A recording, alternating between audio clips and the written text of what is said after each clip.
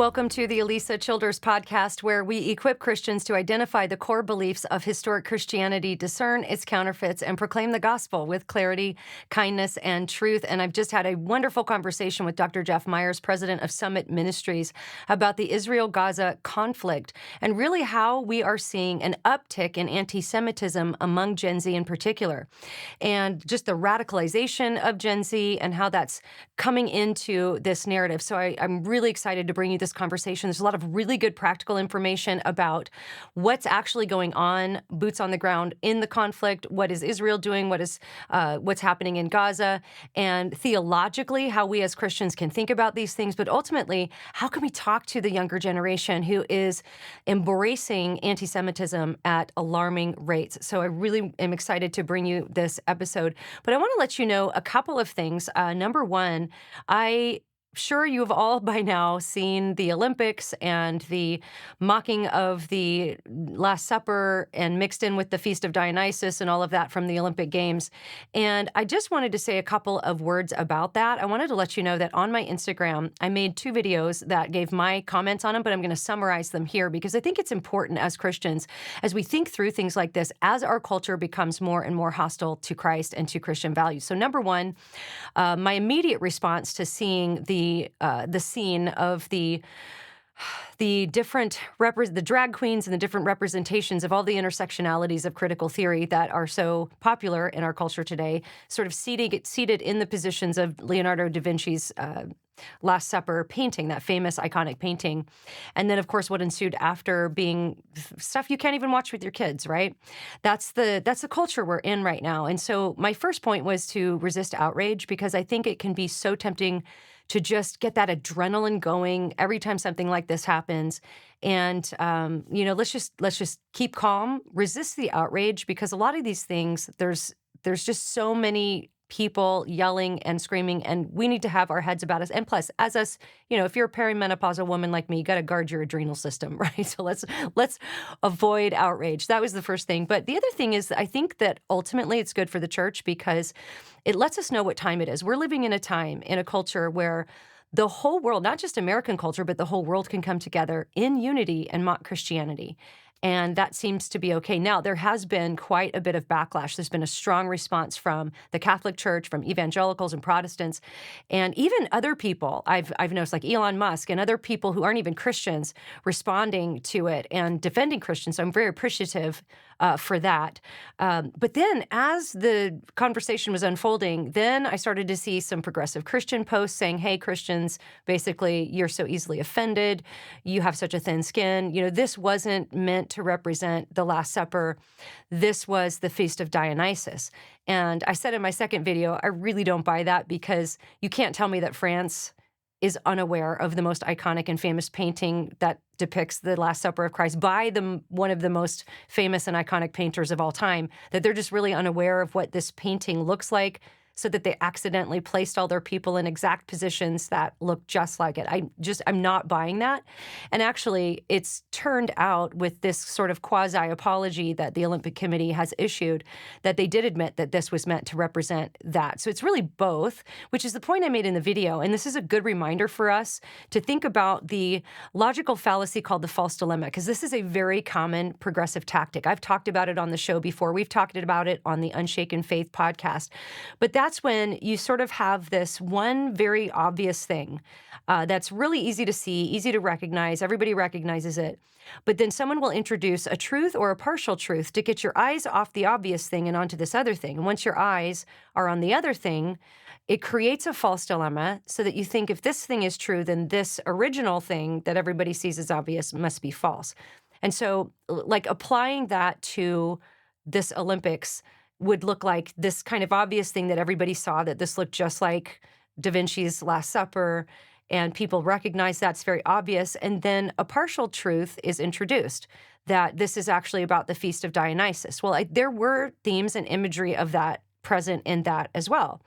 But that doesn't mean that it wasn't also representing the Last Supper. So both can be true at the same time in the same sense. Whereas the false dilemma wants you to pit the two views against one another so that only one can be true, when both can be true at the same time. And then I applied it to theology in the video on Instagram, which you can go to Instagram and look at that in greater detail if you'd like to. But even applying it to theology, we often hear progressive Christians say things like, Jesus is the Word of God, not the Bible. I hear this trope all the time. And that's really a false dilemma, because what you have is this sort of obvious thing that the church has recognized and acknowledged for 2,000 years, and that is that the Bible is the Word of God. This is what the Bible claims about itself. This is the view of the church for 2,000 years. This is what Jesus affirmed about the Old Testament scriptures. And then they introduce a truth, which is that Jesus is the Word, right? In the beginning was the Word, and the Word was with God, and the Word was God, and the Word became flesh. So you have Jesus is the living Word. That is 100% true. But that doesn't make this other obvious thing false. So they get your eyes off the obvious thing onto this thing and then create the false dilemma so that you end up saying, oh, well, Jesus is the Word of God, not the Bible. Whereas Jesus, when he was incarnate on earth, affirmed over and over and over again that the scriptures are the Word of God, the command of God. He told the Pharisees, you void the Word of God by adding your traditions to scripture. So the living Word saw no contradiction with the written Word and actually affirmed that the scriptures are the written Word. So there's no contradiction there. So just be aware of the false dilemma and don't fall for it. All right, here is Dr. Jeff Myers. Well, Dr. Jeff, great to have you back on the show. We're going to talk about a sensitive and contentious topic today, one that is, I know, something that you have a big passion for, and that is just everything surrounding this Israel-Hamas conflict. But primarily, we're going to focus on the anti-Semitism of Gen Z and sort of this radicalization of Gen Z. And recently, you wrote an article. This is a great title. Is it possible to de-radicalize Gen Z? What led you to write this article? What is it you're seeing?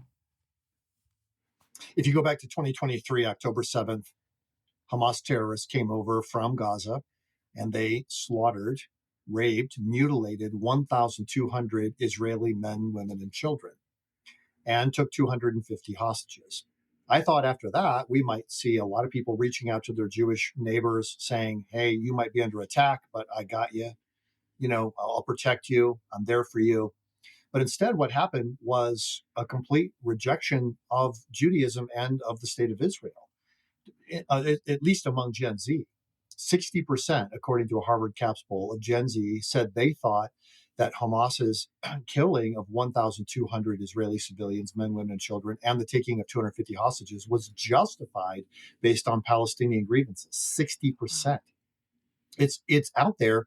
I don't think most older Christians grasp the fundamental shift that has taken place and the dramatic cultural divide, not between the left and the right or Christians and non-Christians, but between the older generation and the younger generation.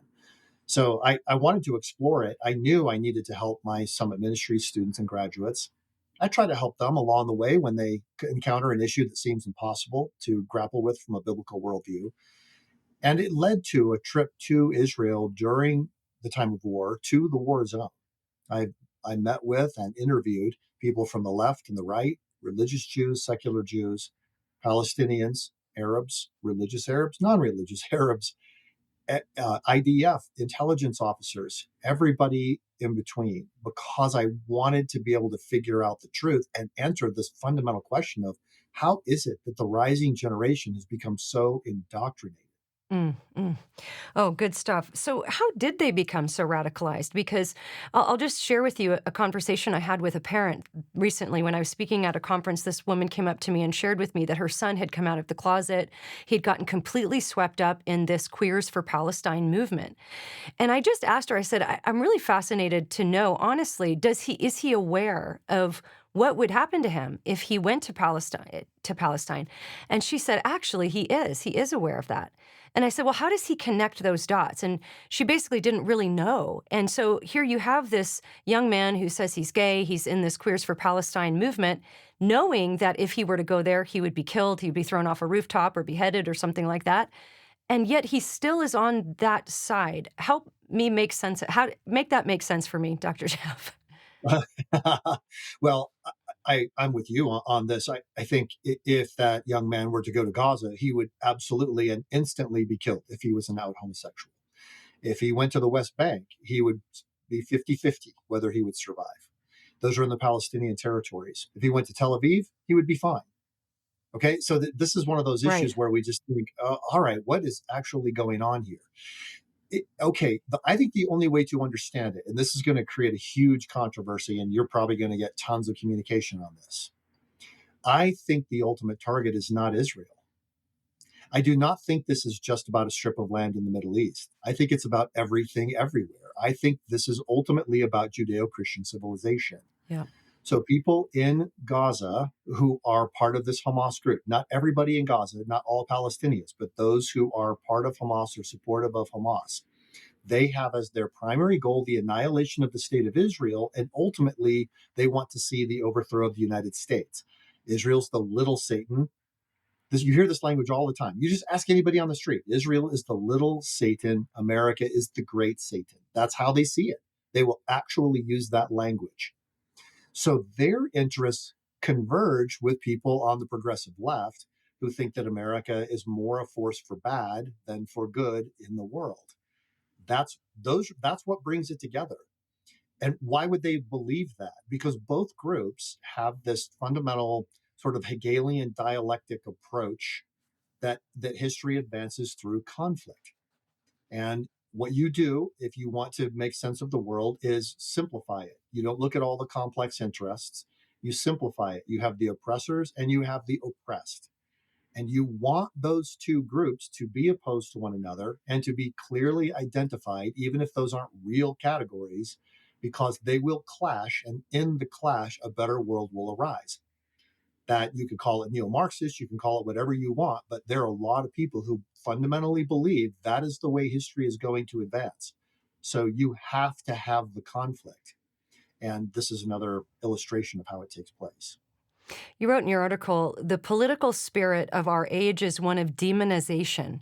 Campaigns have always been spicy, but the adoption of fascist and communist rhetorical tactics has put the whole system into overdrive. What fascist and communistic rhetorical tactics do you see being aimed at Gen Z that's leading to this rise of anti-Semitism among that younger generation?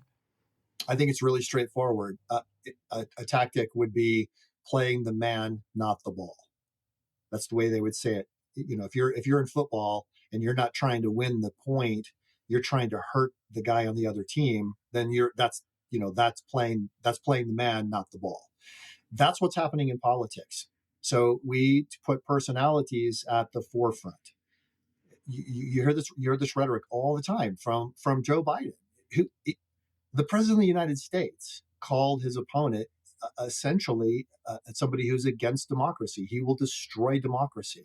He said, "We're putting a bullseye on him." He actually used that phrase, apparently not realizing that what he's doing is he's not answering anything that Donald Trump actually stands for. He's not engaging the issues. He's playing the man.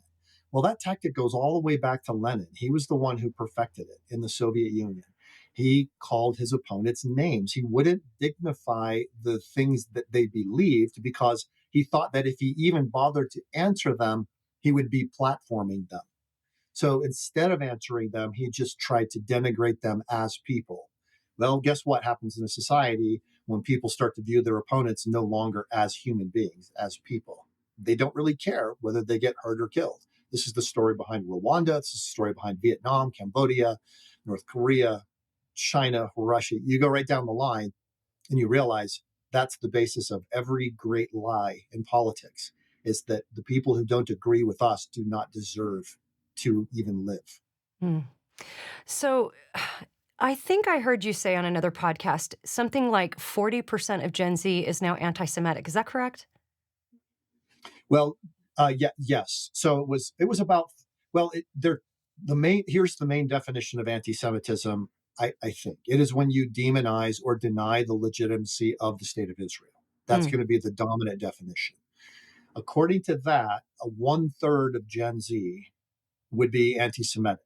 In our poll, We did with Scott Rasmussen, who's a respected pollster, and ours oversampled Gen Z. So we have the results that are the clearest, I think, most specific and best example of what Gen Z really thinks on this issue. 1/3 said they do not believe that Israel has a right to exist. 47% said they believe that Israel's greater wealth and military power makes its cause against Hamas unjust. What role do you think social media is playing in all this? Because I'm thinking about Gen Z, who many live in homes with families who wouldn't necessarily agree with this rhetoric. Do you think social media is the driving force?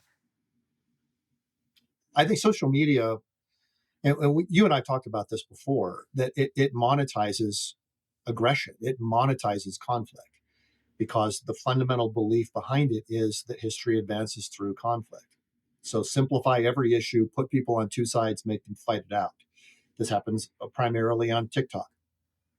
You can look at TikTok, you won't find anybody that supports Israel. And if you look up some argument for Palestine, the algorithm picks that up very quickly. It will only feed you more videos like that. So all you believe is that everybody in the world must be like this. One of my sons, who's a very devout young man, said, "Papa, you're the only person I can talk to about all of this," because he said, "I don't know a single person, conservative or liberal, my age, who supports Israel."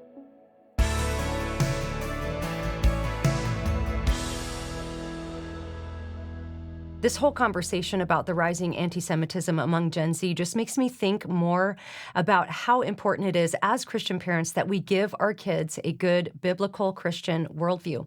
And that's where Foundation Worldview curriculum comes in to come alongside you as a Christian parent to talk to your kids about world religions, to talk to your kids about critical thinking and good theology. Well, they've also come out with a new curriculum called God's Good Design. And this is for ages 4 and up, which is 30 video-based lessons on God's good design for identity, gender, sexuality, marriage, and family. And this is multiple activities per lesson, and they're going to engage the children's minds and bodies with biblical truth. They're going to cover a lot of topics that are sensitive, topics that you might feel uncomfortable as a Christian parent to introduce to your child. Well, Foundation Worldview can help you with that because they're going to cover topics like image bearing, gender, love, friendship, marriage, family, sin, transgenderism, abuse, pornography, homosexuality, divorce, and redemption. So children are going to walk away with a biblical understanding of what God's design is and why we should follow it. Some things I really love about it is that sensitive topics are approached gently and biblically, age appropriately, and they're going to help your kids grasp the truth without becoming overwhelmed with too much information. And kids are going to practice practical strategies for loving others, even when those others reject or ignore God's good design. So if you want to give it a try, go to foundationworldview.com. Use my code Alisa to receive 10% off a family license of any Foundation Worldview curriculum. Again, that's foundationworldview.com. Use my code Alisa.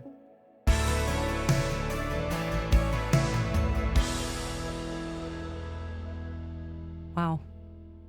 That's amazing. That's stunning. That's sobering. So I want to talk about the history of anti-Semitism because this is something that goes way, way, way, way back into our history. The Jewish people have always been in the bullseye. Talk a bit about that and how it seems to me that with each new generation, it can just take on a different flavor or a different emphasis. But how did we get here? Well, you can see the anti-Semitism going all the way back to the enemies of ancient Israel, the Midianites, the Philistines, and but as you moved past AD 70, this is when Jerusalem was destroyed, and sometime after that, Emperor Hadrian renamed that area Palestine. The word that for that in Arabic is Philistine, even though there's no relationship between the Philistines of old and the Palestinians of today. He named it that because he thought it would bring great shame to Israel if their nation's name was taken away and replaced with the name of their worst enemy. It was a rhetorical war strategy. So people in that region were called Palestinians all the way up until the 1940s. Everybody was a Palestinian. If you were Jewish, you'd be a Palestinian Jew. If you're a Christian, be a Palestinian Christian. Muslim, Palestinian Muslim. It was Yasser Arafat that decided that only Arabs could be called Palestinian because he needed the rhetorical argument to be against Jews.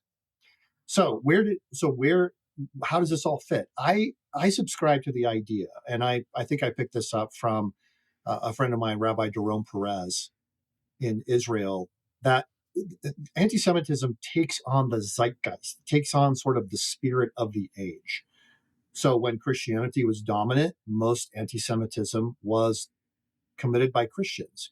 When Islam became dominant, then most anti-Semitism was committed by Islam. When the Enlightenment arose, then most anti-Semitism was Enlightenment-based, and that carried us all the way up through the time of Adolf Hitler. Now it's changed into more of a human rights conversation, that anti-Semitism uh, has a pedigree in universities. If you're for human rights, then you will be against Jews. That's kind of the attitude. And there was actually a study done on this. I used this in the book I wrote about this recently called "Should Christians Support Israel?" They actually asked academics, okay, here's a situation. Mexican people do this, and would you think that this is right or wrong? And if they put Jews in there, that the average academic was 1/3 more likely to say it was bad if Jews did it than if any other cultural or ethnic group did it. Wow. So there's this anti-Semitism that has now privilege on university campuses. And so it's not just what's happening out on the lawn, it's what's happening in the classroom that is the basis of this anti-Semitism. The core question you have to ask people is, do you believe that Israel has a right to exist as a nation and defend itself? And you'll find that question cuts right through all of the rhetoric. And people will usually tell you, no, I don't even think they have a right to exist. I think that nation needs to be annihilated. Well, that's probably a progressive leftist telling you that. And it happens to coincide with exactly what the agenda of Hamas is, according to its charter. Right. Isn't it Article 7 of the Hamas Charter that clearly states their goal is to eliminate Jews from the face of the planet? Am I correct in In that? their in their original charter, they quoted from the Quran. They didn't. I don't know that they made that as a statement, but they quoted from the Quran, which says that a good Muslim is obligated to kill Jews. And from the Quran, that happened later in Muhammad's life. He became very warlike and grumpy about everything, and he thought everybody else should be slaughtered. He just was tired of the talk. But he actually said, you should kill Jews. Wherever you find them hiding, you should slaughter them. And so Hamas quoted that passage from the Quran in their document. That became the basis of it. But even more significantly, Hamas has always believed from its inception, 1997, I think, that Israel does not have a right to exist and that needs to be annihilated. So it's because of Hamas that the last two opportunities that Palestinian leaders had to have a two-state solution where the Palestinians would have their nation and Israel would have its nation, and both would acknowledge the right of the other to exist, both of those failed. The Palestinians walked away. They've done it every time it's been offered, but one happened in 2000 and one happened in 2008. They're terrified of Hamas. And in the West Bank, they're horrified by what's going on because Hamas has the support of people on the street. It does. Right now, it's Yeah. about 70% of Palestinians in the West Bank say they support Hamas. Why? Because the Palestinian Authority is led by this very old man, Mahmoud Abbas. His administration is totally corrupt. They can't stand him. And they're not being given any positive alternatives. And Hamas, these are, intelligent, well-disciplined people who seem to know what they're doing. They absolutely do know what they're doing. They intend to annihilate the state of Israel, and they have the support of the Palestinian street. It just sounds so crazy to me to think that somebody would say, I don't believe Israel has the right to exist as a nation and defend itself. Because if you put the name of any other country that I can think of in that sentence, nobody would say that. Why is Israel such a target?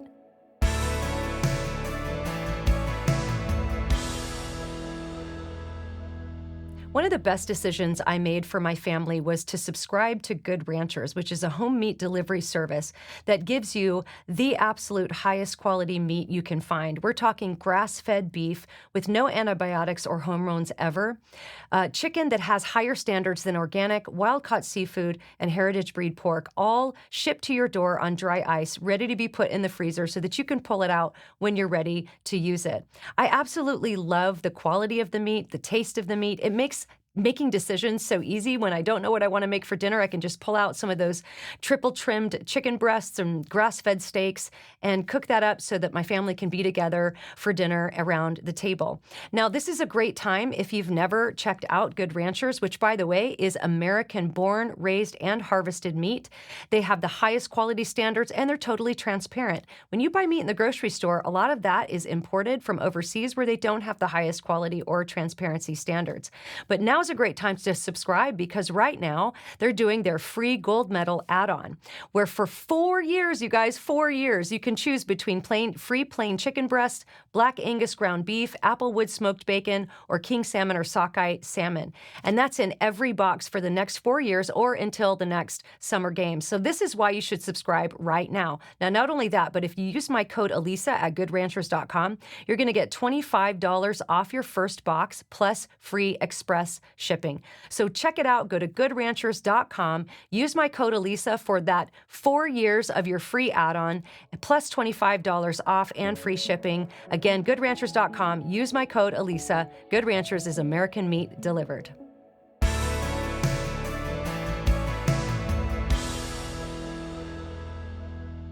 Well, Israel's been singled out almost from the time of its inception, but especially in the last decade or so, there's been a huge PR campaign against Israel.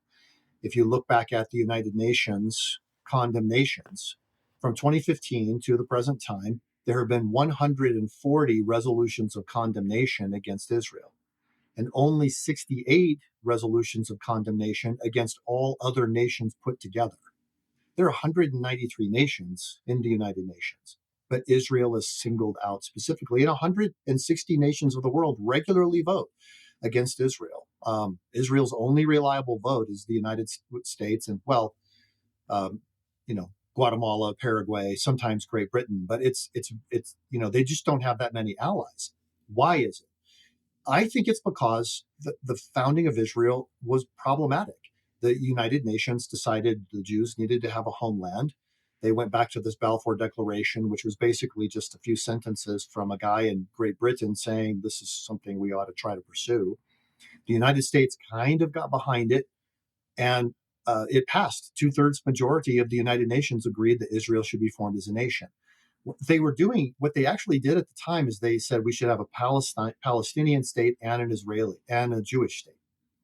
So the Palestinian state would be Judea and Samaria. You've been to Israel, the best part. Okay, that's all the nice places. That's all the mountains. That's all the beauty. That's all of the agricultural land. And then Israel gets the desert. That's what the United Nations intended to do. The Palestinians, instead of forming their own nation, decided to go to war against the new fledgling Israeli nation and try to annihilate the people. And they thought they could do it. The Jews only had 35,000 people who could even carry and shoot a weapon. And they thought this is their chance. All of the other nations surrounding Israel came into the fight and convinced the Palestinians to be their vanguard. And of course, when the Israeli soldiers prevailed, those nations slunk away and left the Palestinians holding back. And it's been a disaster ever since.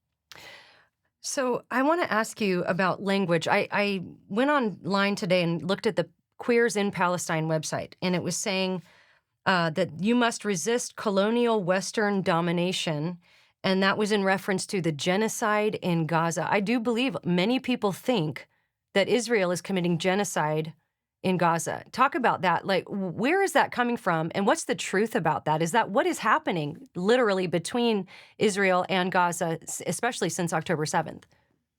It takes a few minutes to give the backdrop. When we use the term genocide, we don't just get to make up what we mean by that. There's an actual United Nations Genocide Convention that took place in the late 1940s, early 1950s. when they realized that the Nazis and the Soviet Union had intentionally acted to kill entire people groups, specifically Jews and others such as Polish people. So that convention came together and said genocide is when you act to kill or eliminate or annihilate a specific group of identifiable group of people. And you can read it. It's all online. You can read exactly what the provisions are. But it isn't. The action is the key. The key in it is intent. Is your intent to kill all of these people? Okay. So you have to prove intent if you want to claim that someone is committing genocide. Does Israel intend to kill all Palestinians? And the answer is nobody has any evidence to support that idea. In fact, in Gaza, it's been extraordinary to watch the Israeli army at work. I don't know if you're how much you've talked about this on your show, but typically in an urban warfare situation, 9 non-combatants are killed for every combatant who is killed. 9. In the conflict currently, using Hamas's numbers, and we actually have no reason to believe their numbers are anywhere near accurate. 2 statisticians from the University of Pennsylvania said there's no way their numbers are true as they analyzed it. But even assuming that they are, about 1 civilian or 1 non-combatant has been killed for every combatant killed in Gaza. That would be historically low. John Spencer, who's America's leading expert on protecting non-combatants in the time of war, says that the IDF has done more than any army in history to protect non-combatants, including the United States in Iraq and Afghanistan. They have allowed the water to keep going into Gaza. Gaza only has drinkable water because there are 2 water lines coming in from Israel. Israel desalinates the water, sends it to Gaza. They've never stopped it. Israel, between October 7th and the end of April, had sent in 290,000 tons of food aid. That is enough for the calorie needs of 50% of the Gazans during that time. Israel did not attack Gaza's agricultural infrastructure. 75% of it is intact. On the other hand, by the way, Hamas did attack Israel's agricultural infrastructure, destroyed 70% of it, 70%. So that was clearly a genocidal act. Israel has not attacked the agriculture. It should be the case that 125% of Gazans' food needs are met. Why aren't they? You have to look back at this Hamas group. They are the enemies of the Palestinian people as well as the enemy of Israel. They do not care how many Gazans die as long as the end result is the annihilation of the state of Israel. So there is a genocidal program taking place here, but the IDF has not allowed it to be carried out in force. It is the one by Hamas against Israel.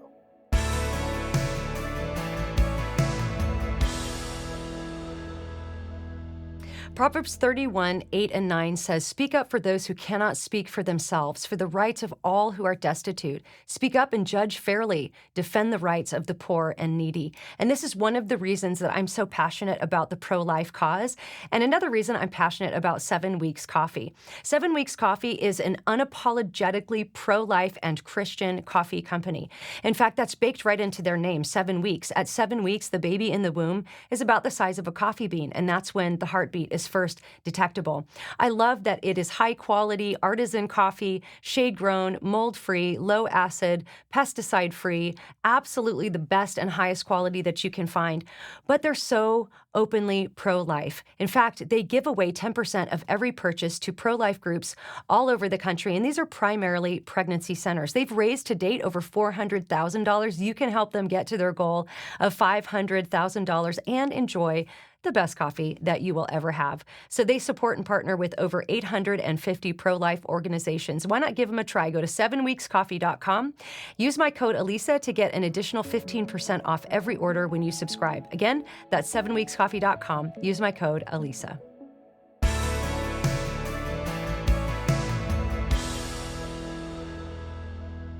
So let's talk about just war theory, because we were talking off air that that's something that a lot of people don't seem to be talking about anymore, or really thinking all that deeply about. Talk about just war, because was it Augustine that started developing the idea of just war? And how that can apply theologically for us as Christians as we think through this conflict. Well, 2 of the greatest philosophers in Christian history were Augustine of Hippo and Thomas Aquinas. Both of them talked about just war. They both recognize and acknowledge that war is evil, but it is possible for just outcomes to arise from war. We intuitively know this in other areas. We know that crime is bad, but we intuitively believe policing can help. We know that there are people in government who are corrupt, but we intuitively believe that accountability can help. They thought war would be the same way. Just outcomes can arise. And there were three, just to summarize it, there are three things. They said, first of all, war has to be declared by a legitimate government using with a right, with a right in a just cause, and then a right intent. Those three things: legitimate government, just cause, right intent. And if you have those three things, then a government can declare war, move into a situation, and work so that evil does not prevail. Which was to those people might disagree today. Evangelicals might have a lot of disagreements with Aquinas and Augustine, but they did not believe that the worst thing that happens in war is that people die, because they believe everybody dies. Everybody dies at some point. The worst thing that can happen in a war is that a shameful peace will result in which evil is allowed to prevail. Their focus was on conquering evil, not just on saving human lives. But interestingly, when your focus is on combating evil, you end up with a system that does better than other systems in saving human lives. The whole history of humanity, Alisa, is war.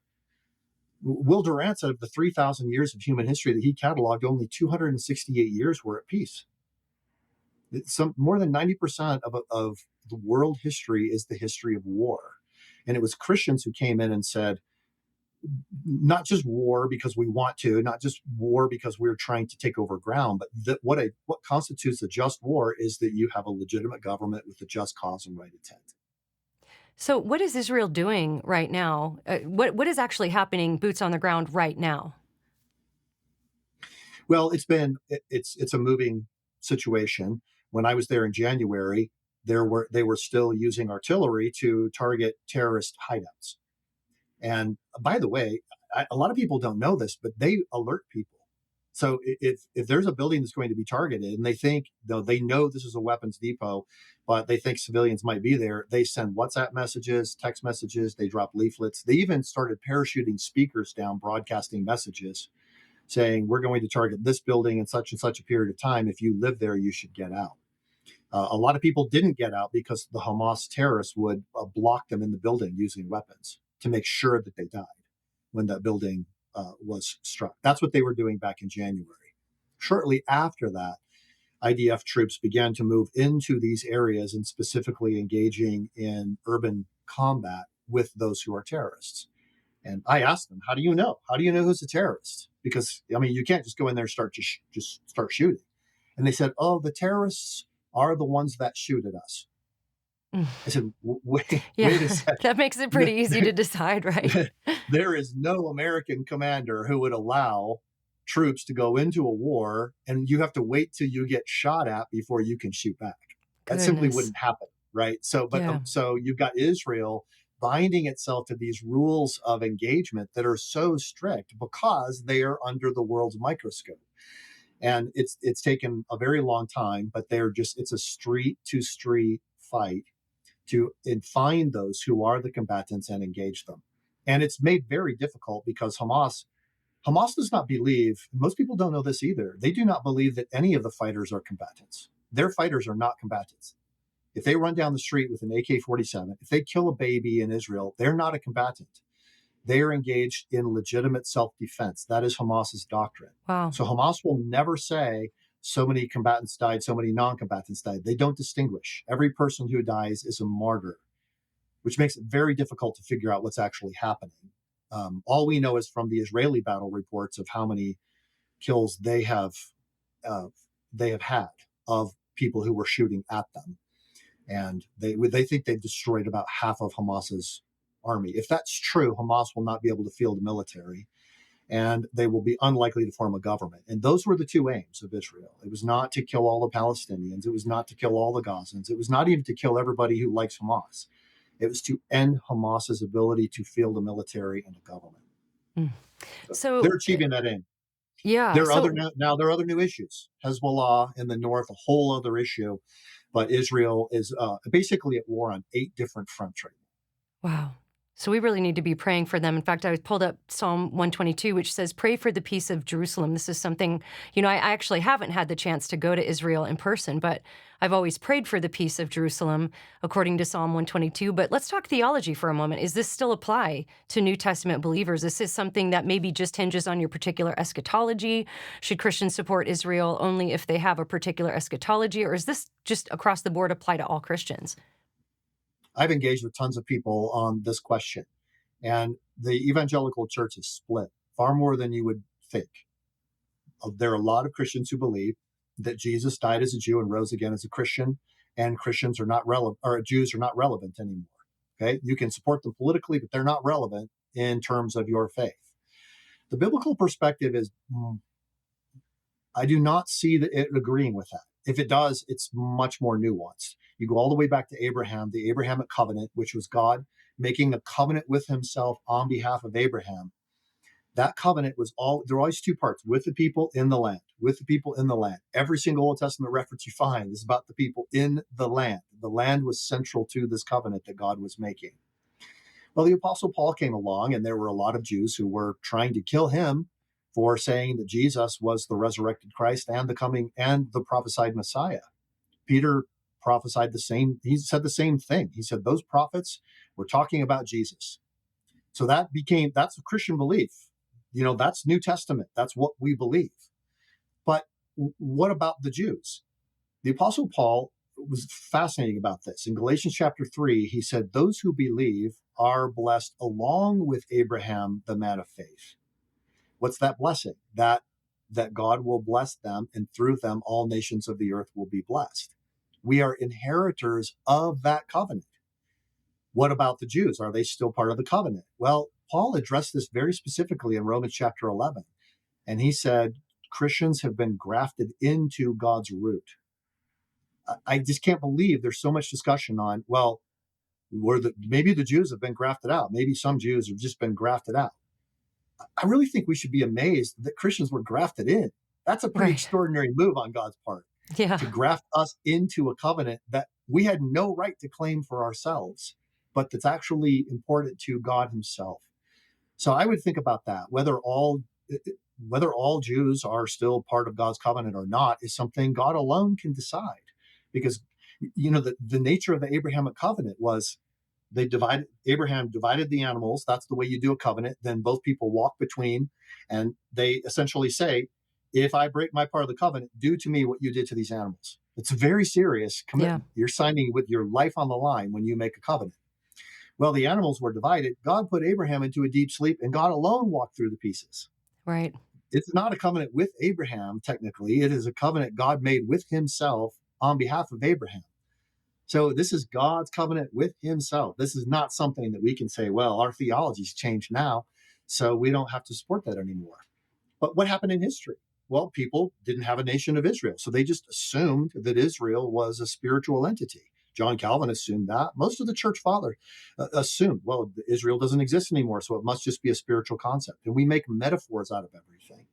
But now that Israel's reconstituted as a nation with those same founding principles in place, it's thrown a lot of people into confusion. It's really messed up their theology that Israel now does exist as an actual nation. You either have to deny that it's legitimate, or you have to acknowledge that the restoration prophecies from, say, Amos may now actually be coming true.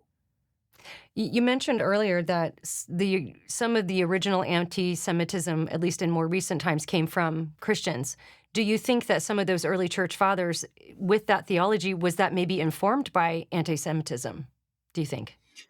No, it could have been, but at the time, anti-Semitism had a different look because Israel didn't exist as a physical nation. So it was anti-Semitism in those days focused on, how do we know somebody's a Jew? And Adolf Hitler said, well, anybody who has any Jewish blood at all and ever, they're a Jew. They could be completely secular. They could be an atheist. Doesn't matter. We're still going to kill them. So he does not distinguish between religious or secular Jews. But I think the idea of the covenant is God doesn't distinguish that way either. We We sometimes think that if we're really good, God might accept us into his covenant. And this is not God's calculus. This is not the way God approaches it. It is not about our righteousness. It's about his call. So I pray that all of my Jewish friends come to faith in Jesus. I pray that Jews who are secular and have no religious basis, I pray that they will have a revival. I'm seeing it happen in a lot of different places, but I pray it the same way as I pray for, the children of Christian families, these, Yeah. kids who walk away. It's the same kind of prayer. I'm not making any judgment about their eternal state. That's not for me to decide. That's God's decision. But I can pray that they will be restored to him. And that's what I pray. So I want to swing back to Gen Z and give some practical tips, because as we see anti-Semitism rise in Gen Z, we see them become more radicalized in other areas.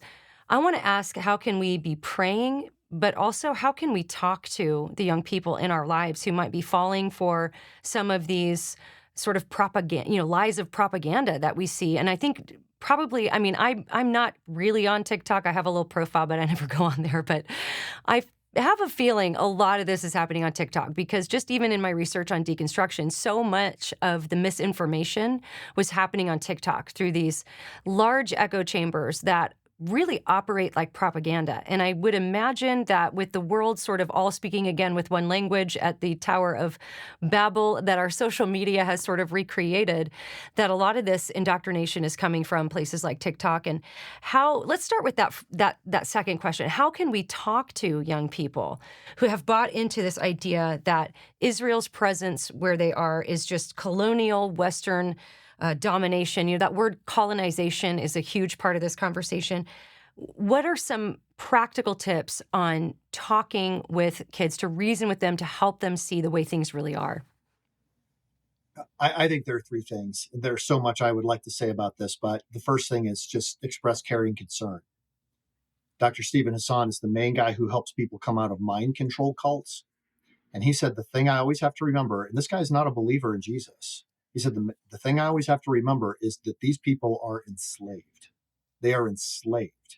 They have been taken captive by a false ideology. So you express caring concern for them.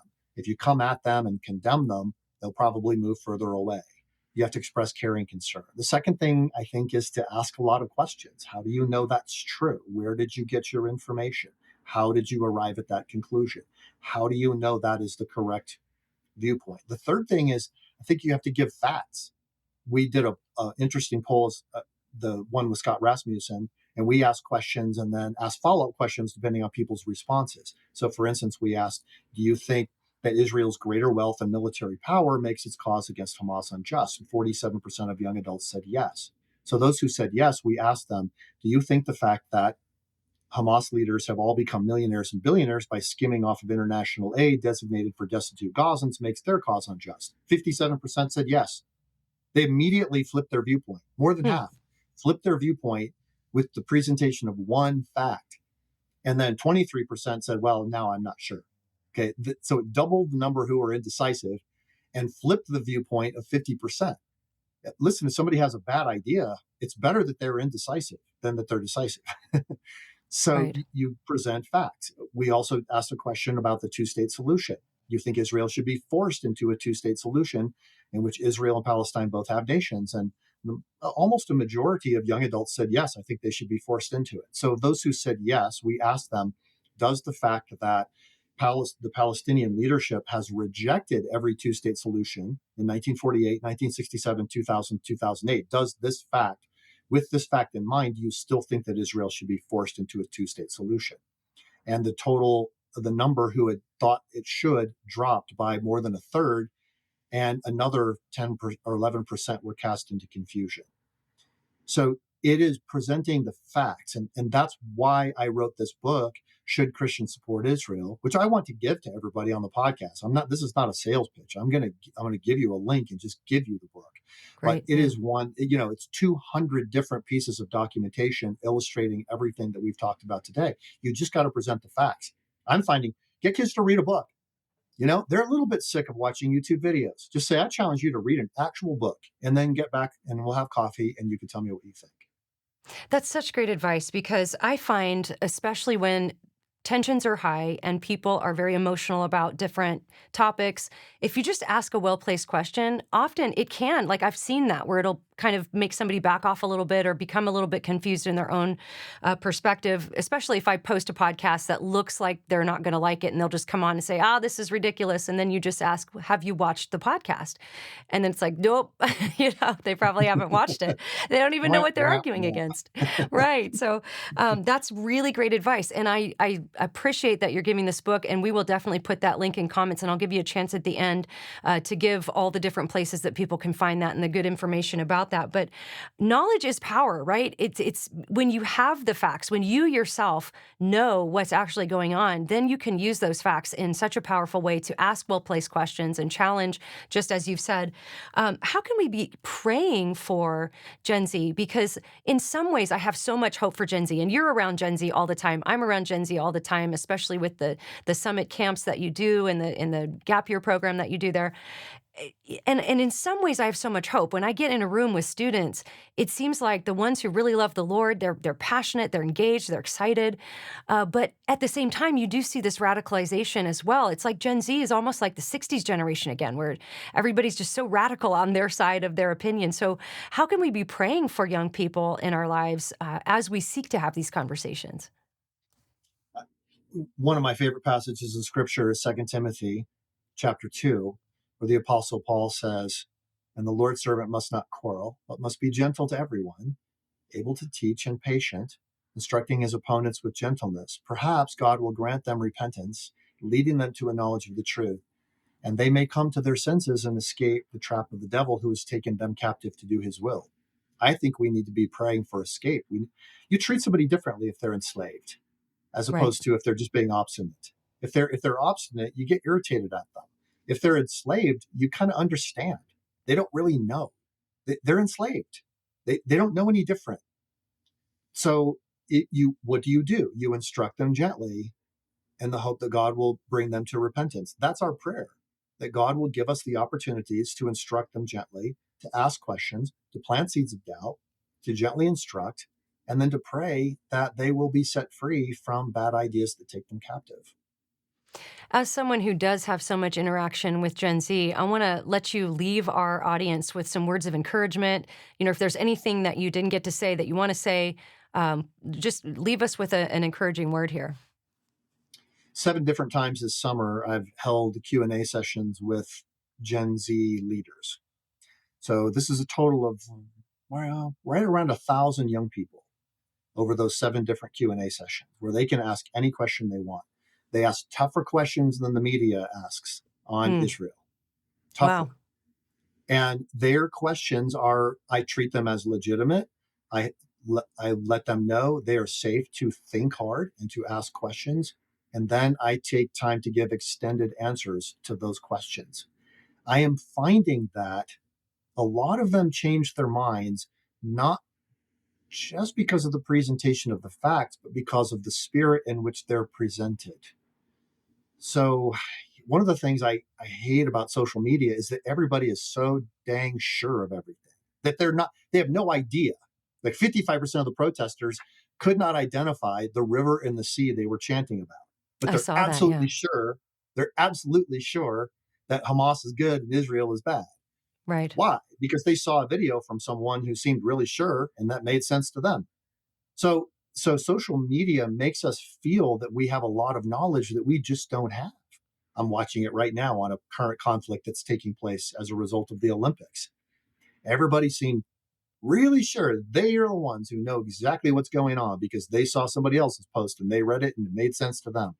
As long as we continue to believe that we are the center of reality and that the main job in life is not to seek the truth, but to speak our truth, then we're always going to be confused. So I think the hope is that you can engage in dialogue about this. It's not that it changes everybody's minds on the facts, but it shows them there's a different way to go about thinking and talking together. That's such a good word. And one of the examples of what you're talking about, I saw a video of these girls that had gone to another university to help the protest there about the Palestinians and the Israel conflict. And somebody asked them, what is it that the university has done that you guys are protesting? And they didn't have a clue. They just said, "Well, somebody said we should come," and it was. I mean, you don't want to laugh like in a mocking spirit, but it's almost like if you don't laugh, you'll cry because they don't even know what they're protesting, and yet they're so easily brought in like sheep, so easily gone astray. So those are really good, wise words, and even more reason for any Christian parents out there who are listening to send your kids to Summit next summer for one of the sessions, because these are just the best worldview thinkers from all over that come and talk about things like social justice, sexuality, biblical theology, apologetics. Such great training in Manitou Springs, where I've gotten to go and teach a couple of times. But tell us a little bit about that, and then where people can get the book. And then, of course, we'll put the link in comments as well. Yeah, well, you're a beloved instructor to the Summit Ministry students. You give them the permission to think hard about some really tough topics, and you challenge a lot of their pre-existing thinking.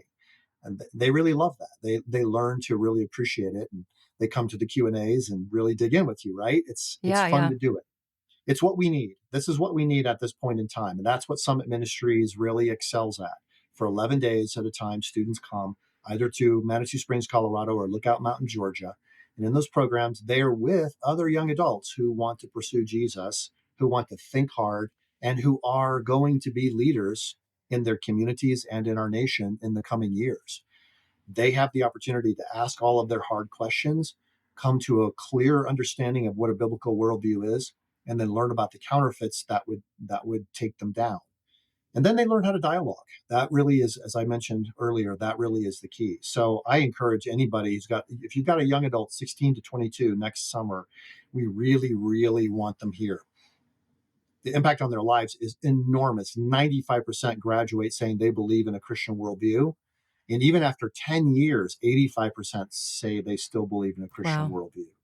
that's huge. Okay, so that's huge. It's huge. And the book, you just go to summit.org/Israel, and you'll see the link there. It says, get my free book, and you can claim the book right there. If you want to pitch in to help with shipping and handling, some people do. Some people are like, nope, you said it's free, and I'm taking it. That's totally fine. That's why I'm giving the book, because I want the information out there. I want everybody who's watching or listening to have this for their kids, their grandkids, the young adults at church, the older adults at church who aren't sure what they should think on this issue. Read it. You don't have to agree with everything, but you really do have to engage. That's our responsibility as Christians. Very good. Well, I want to thank my guest, Dr. Jeff Myers. Definitely take advantage of Summit Ministries for the young people in your life and pick up that book. And if you're watching on YouTube, subscribe and hit the bell icon to be notified every time we release a new video. And as always, it helps us so much if you're listening on audio platforms to leave a great review and, of course, share on social media. Like it, leave a comment. All of that helps fine-tune that algorithm. And let's remember, as we pursue Christ, to keep a sharp mind, a soft heart, and a thick skin. We'll see you next time.